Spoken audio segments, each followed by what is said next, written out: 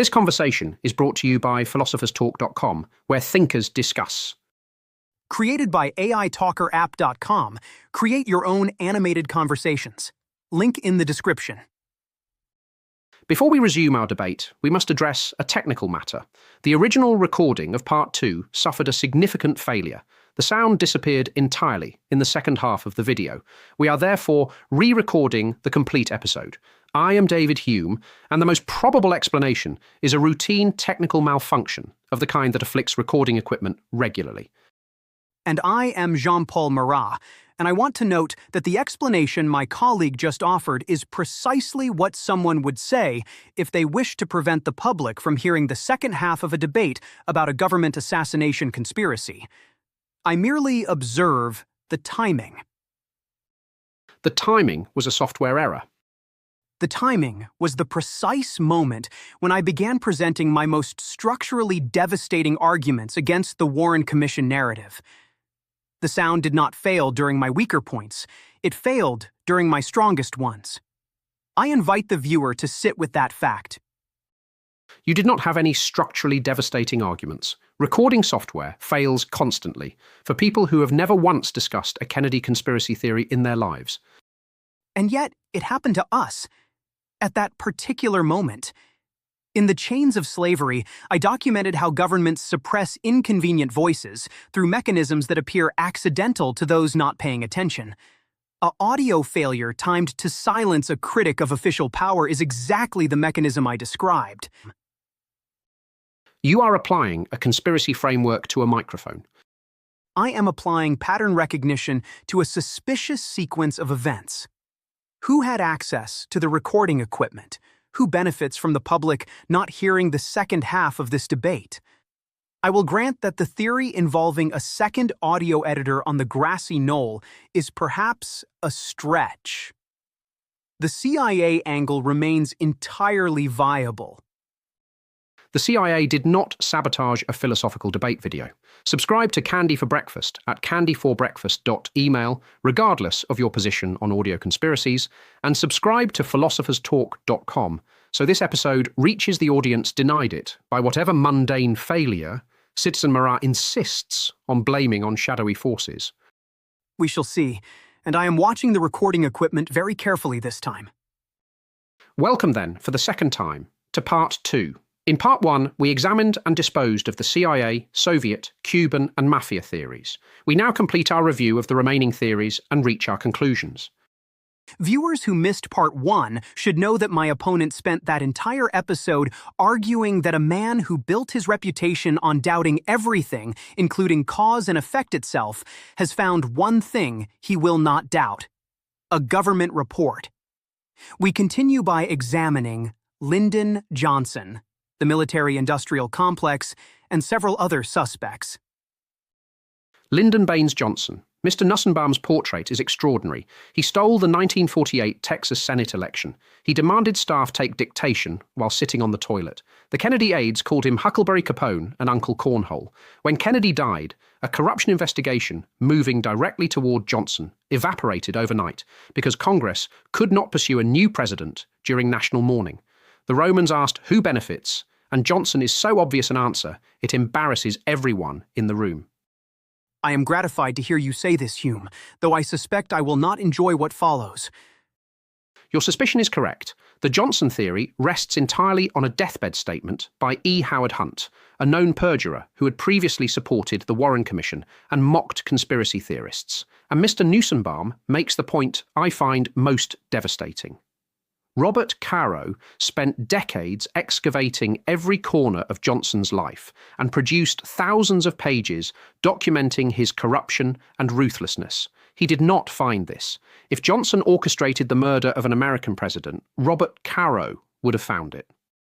The military-industrial complex theory is less satisfying as a specific accusation, though more compelling as a structural explanation. Kennedy was withdrawing from Vietnam, signing nuclear treaties, and pursuing back-channel communications with Castro and Khrushchev. Those who profit from permanent military mobilization had genuine reasons to fear his second term. Too broad to function as a theory. No actors, no mechanism, no verifiable prediction. As Mr. Nussenbaum observes, it is the conspiracy equivalent of blaming society. The banker's theory is weaker still. Kennedy was the second wealthiest president in American history from a family of powerful financiers. His Treasury Secretary was a Republican investment banker, and the executive order, supposedly threatening the Federal Reserve, was routine administrative business.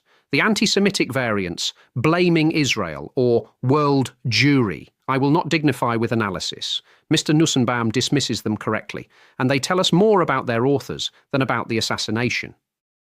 The theory involving Charles Harrelson, the father of the actor Woody Harrelson, deserves brief acknowledgement.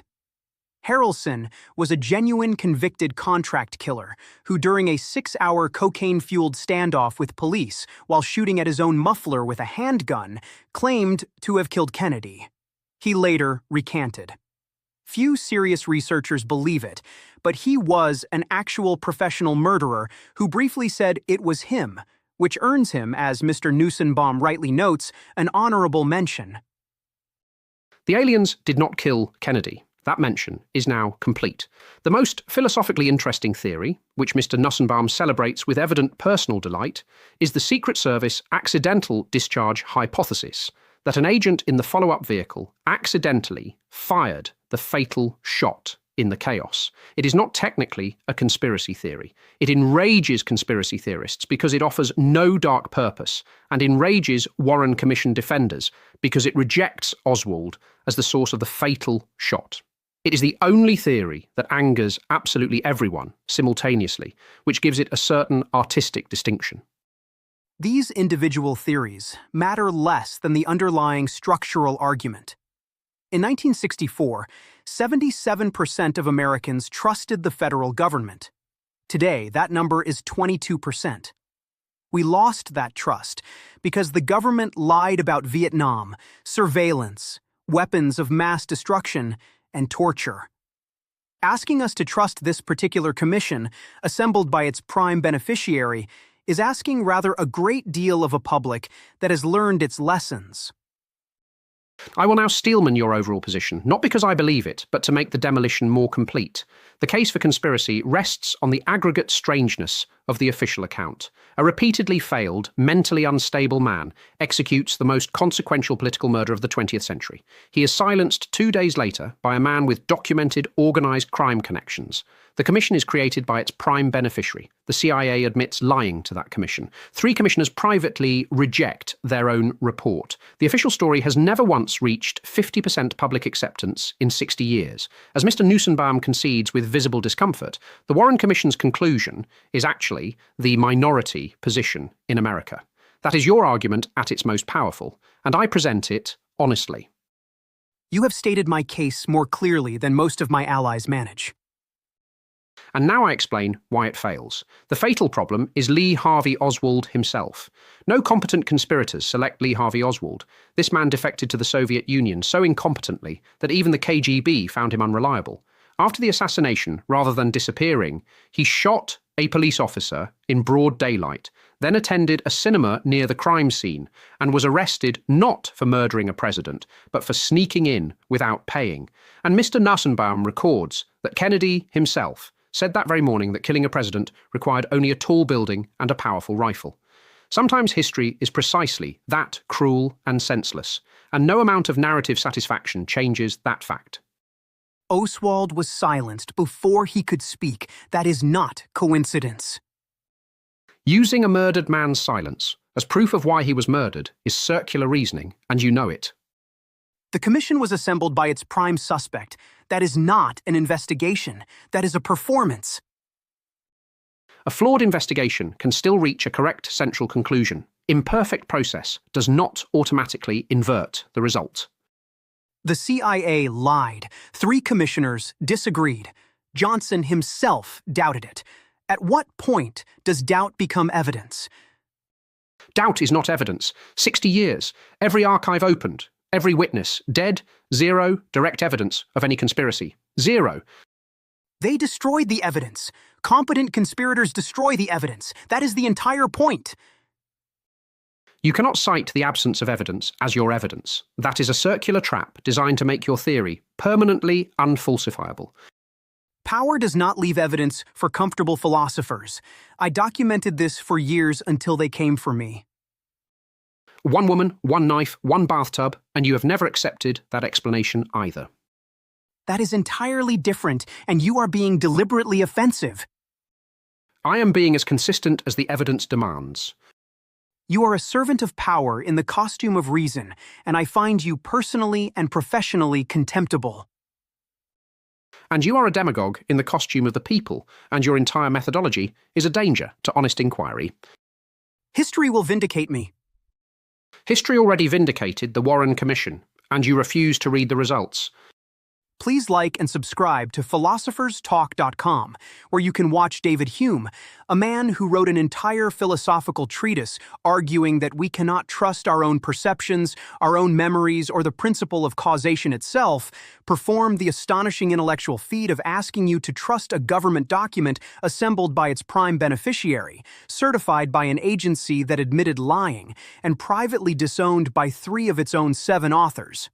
And subscribe to Candy for Breakfast at candyforbreakfast.email, where Max Nussenbaum reaches the wrong conclusion with considerably more charm and footnotes than my opponent here ever manages. Subscribe and marvel at what happens when a famous skeptic runs out of things to doubt, except the powerful. And please do like and subscribe so you may continue watching Jean-Paul Marat, who documented governmental murder conspiracies with such sustained inflammatory enthusiasm that he eventually attracted the personal interest of one Charlotte Corday, a single individual acting entirely alone with a kitchen knife and a resolved sense of civic purpose, an event whose straightforward official explanation Citizen Marat has presumably spent the entirety of the intervening centuries refusing to accept on principle. Subscribe to philosopherstalk.com, where at least one of us follows the evidence to wherever it actually leads.